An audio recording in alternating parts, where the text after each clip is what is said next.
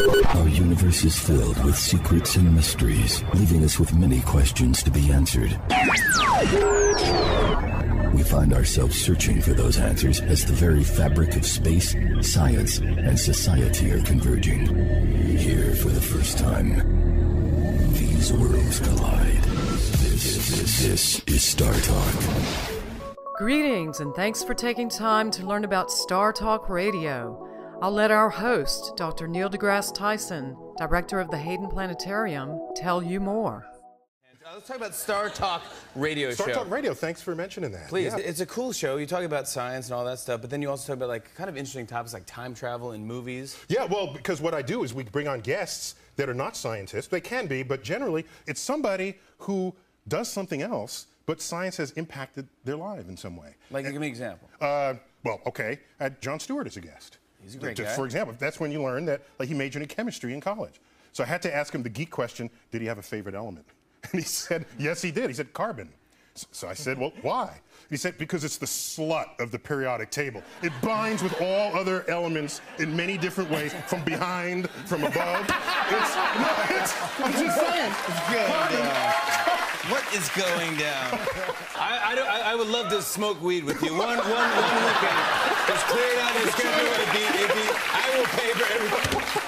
Well, where it's legal, where it's medicinal, of course. You can follow Dr. Tyson at Neil Tyson on Twitter. He's a good man. Thank you so much for coming down. Thanks for having me back. I really appreciate it. All right, thanks to Neil deGrasse Tyson. Check out his Star Talk Radio Show. It is great. Our star host gets around to spread the good word of Star Talk Radio. Neil has an astounding access to major pop culture shows and their fans, including Bill Maher, The Colbert Report, The Daily Show, Rachel Maddow, The Tonight Show, and The Big Bang Theory. All this wonderful exposure helps more and more people learn about Neil and Star Talk. Please welcome back to the program, Neil deGrasse Tyson. Neil! Been preparing for this. Thinking cap on. Blow my mind.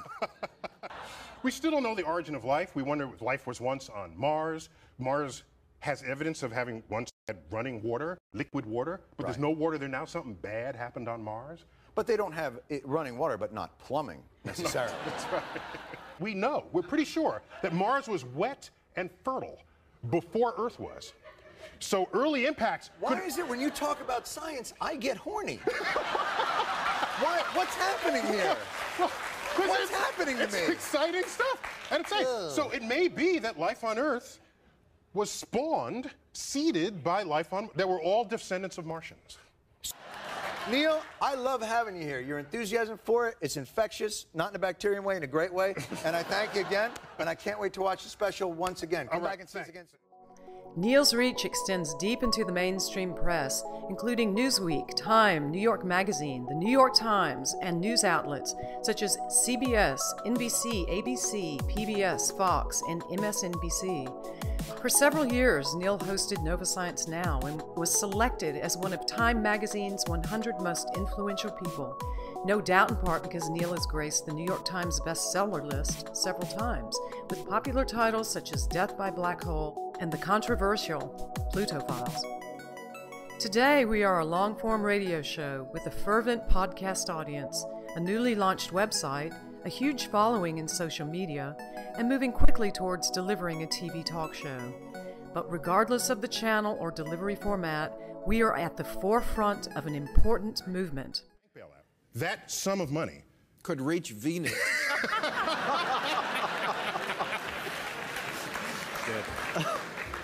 That sum of money is greater than the entire 50-year running budget of NASA. Wow. And so when someone says we don't have enough money for this space probe, I'm asking, no, it's not that you don't have enough money. It's that the distribution of money that you're spending is warped in some way, that you are removing the only thing that gives people something to dream about tomorrow. Do you remember the 60s? You remember the 60s and 70s? You didn't have to go more than a week before there's an article in Life magazine, the home of tomorrow, the city of tomorrow, transportation of tomorrow. All that ended in the 1970s. After we stopped going to the moon, it all ended. We stopped dreaming. And so I worry that decisions that Congress makes doesn't factor in the consequences of those decisions on tomorrow. Tomorrow's gone. They're playing for the quarterly report, they're playing for the next election cycle, and that is mortgaging the actual future of this nation. The rest of the world is going to just pass us by. We talk about the science of pop culture subjects, such as the physics of superheroes, and we gather your favorite celebrities at the table to bring it to life. Star Talk Radio is here in Joan Rivers' library. Joan? It's my library. I should be in here. Okay. Makes sense. So, Joan, you realize that in space, particularly in orbit around Earth, there's like no gravity. There's like 0 G. And on the moon, it's like 1/6 G. Ever thought of living in space because things float? No, what I've thought about is I know that if you go around the Earth, if you go backwards, you get younger.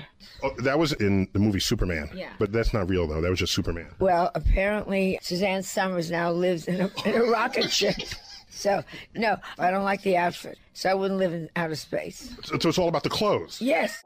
Since the launch of our show, our growth has been mostly organic, but in 2012, we are poised to significantly build our audience through increased multimedia distribution, social media, and smart promotion.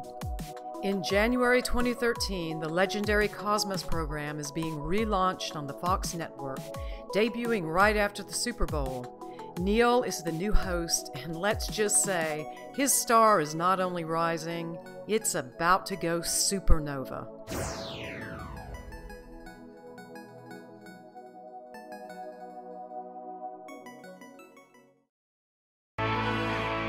Astrophysicist and director of the Hayden Planetarium at the American Museum of Natural History, Neil deGrasse Tyson.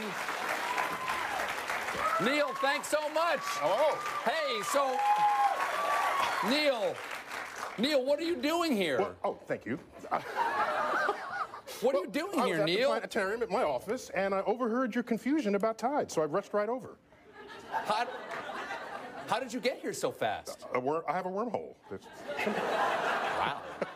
So, Stephen, the changing tides are caused by a couple of factors, but mostly the moon. So the moon controls the tides? Exactly. It's just astrophysics. And you know this because? I'm an astrophysicist. So you control the tides. Neil deGrasse Tyson is gone! Neil before Neil! Neil before Neil! So come on board our mission today and make a real difference for the future. Thanks so much for joining us, and please feel free to call or email with any questions.